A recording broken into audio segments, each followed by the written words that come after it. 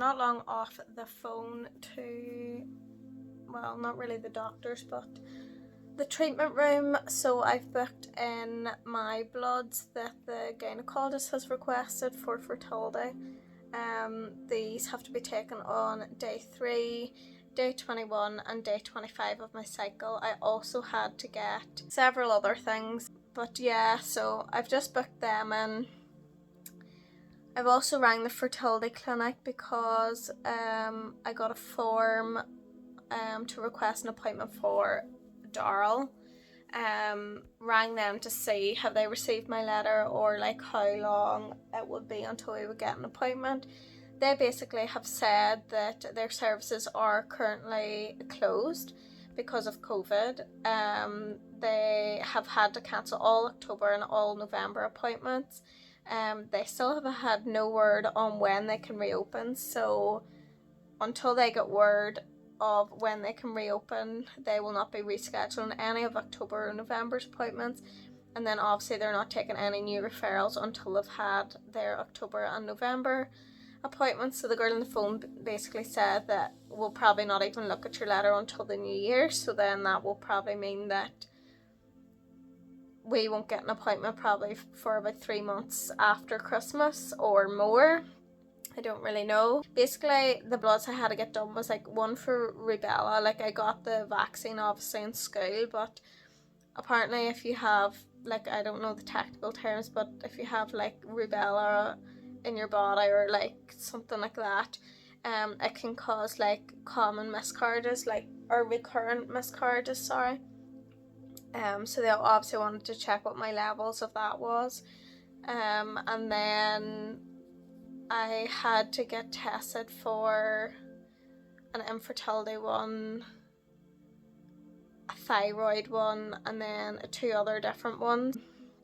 I rang up the gynae receptionist and she basically said that you can't even speak to the gynecologist over the phone, that the blood results probably will go to them or else we'll go to my GP. Rang my GP. My GP said that they don't have them, that the consultant or the gynecologist should have them. So then the gynae receptionist said, yeah, they do have some results on the screen, but obviously she's only a receptionist, so she doesn't actually know what they mean because they come back as like percentages and things like that. So she wouldn't be able to explain it to me. She said that apparently after you get surgery, between 10 to 14 days after you get surgery, the consultant normally sends out like a pathology, or like, that's probably the wrong word, but like basically a report of your surgery. Sends out a letter, and she says that she'll write a wee note on the system to see are they able to like send out my blood results with that as well. But yeah, so hopefully within 10 to 14 days I'll receive a letter of more information about my surgery. Just currently listening to a little bit of positive vibrations, reading a little book that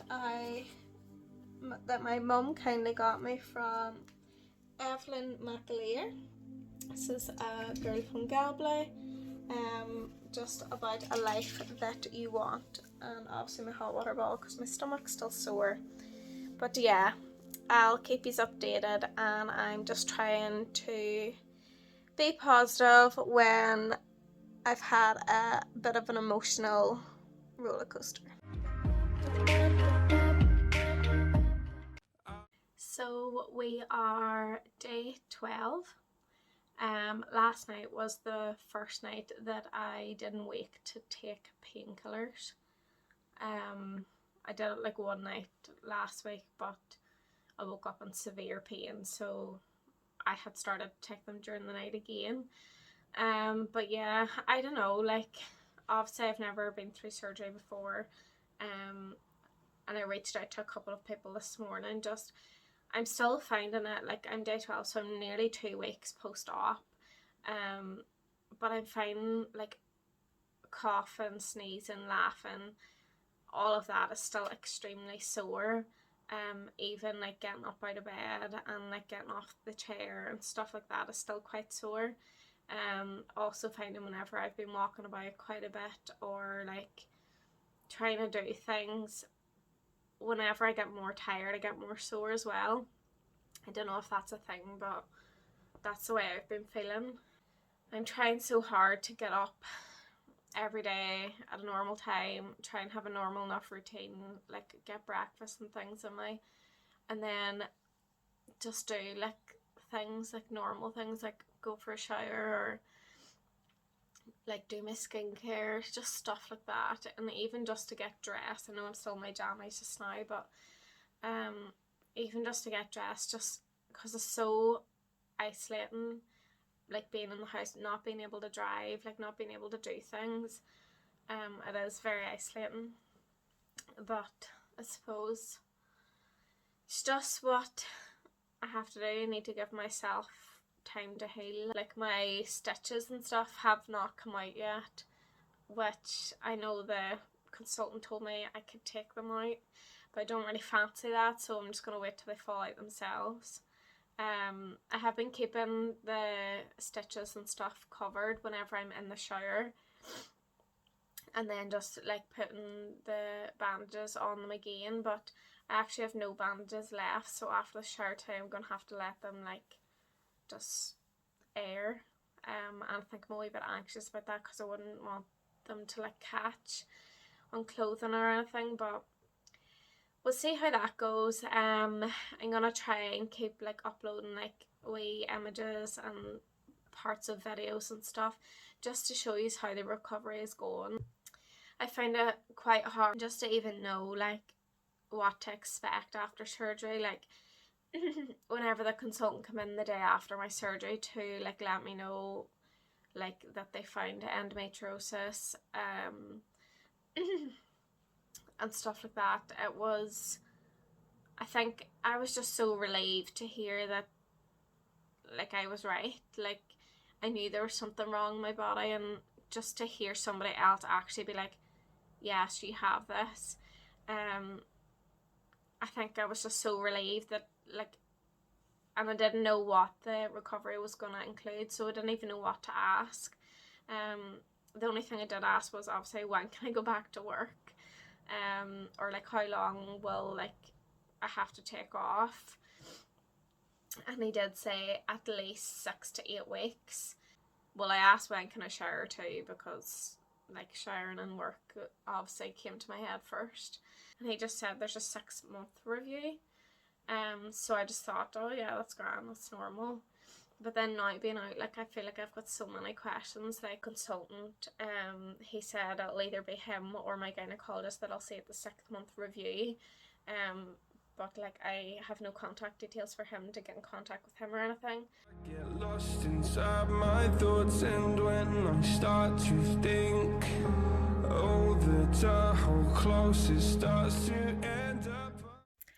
Hi everyone, so just checking in. This is my 3-week check-in. Surgery was 3 weeks yesterday. I'm still quite tender. Like obviously if somebody like touches my stomach or something, it's still a wee bit tender. And I'm still getting some cramping whenever like I need to go to the toilet and stuff. It's still a little bit sore to go to the toilet. I keep saying please somebody take that out of my vocabulary. But yeah, so I am not taking like painkillers at all at the minute. If I'm in pain, I'm just using my hot water bottle, trying not to take anything really, as much as I possibly can.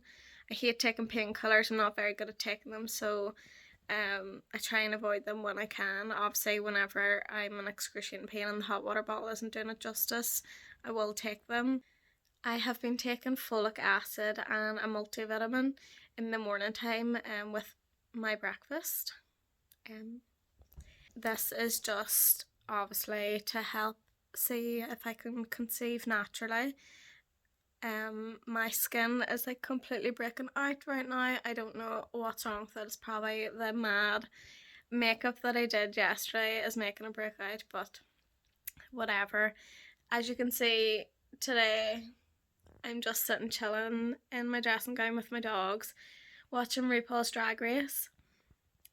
I'm quite tired today and just feeling like, ugh. But I have been so positive.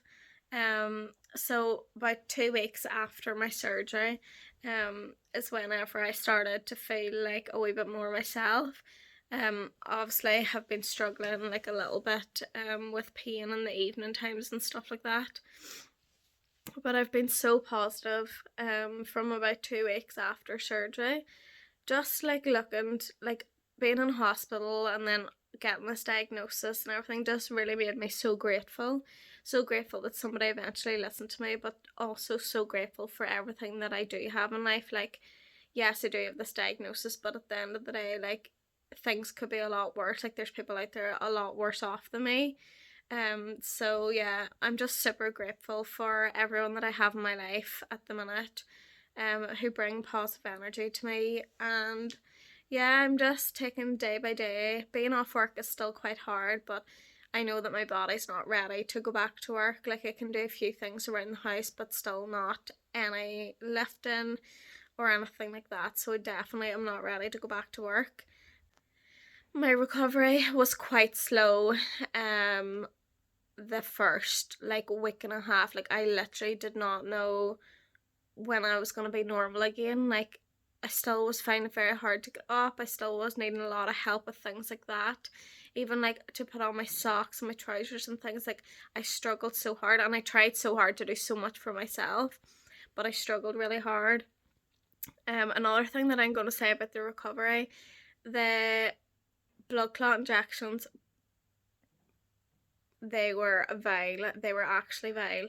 They really made me like think like if me and Daryl aren't able to conceive naturally, like obviously we will have to go down the IVF route. And even then blood clot injections, I was just like, how am I gonna do IVF if I can't even do these without like squirming?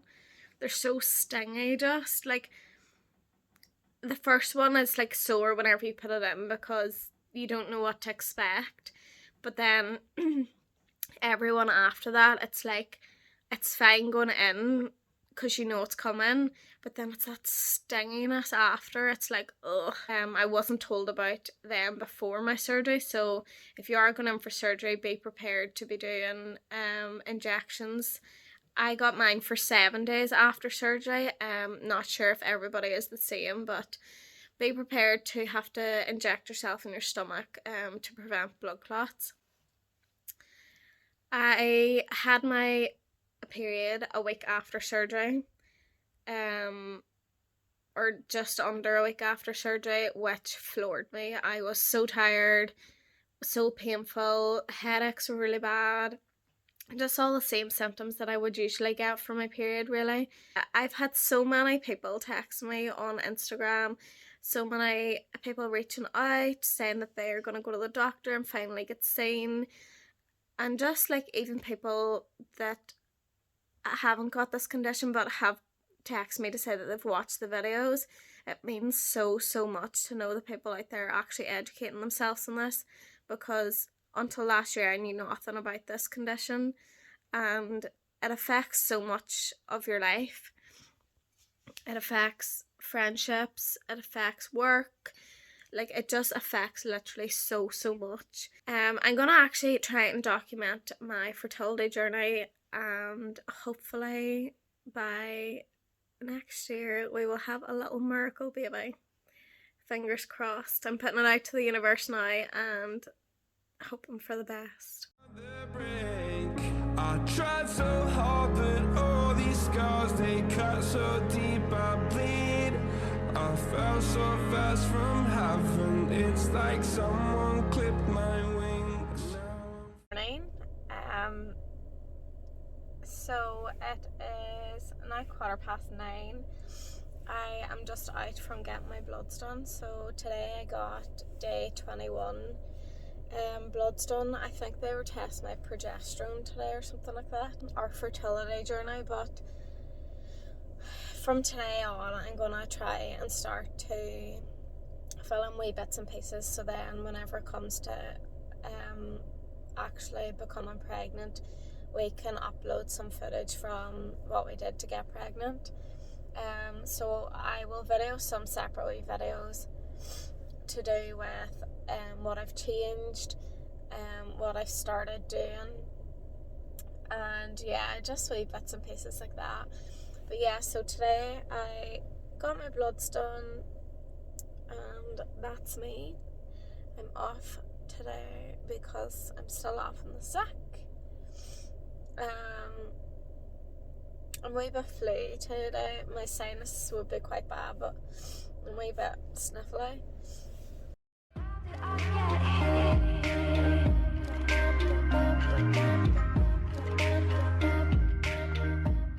I get lost inside my thoughts, and when I start to think, oh, the door hold close, it starts to end up on the brink. I tried so hard, but all these scars, they cut so deep, I bleed.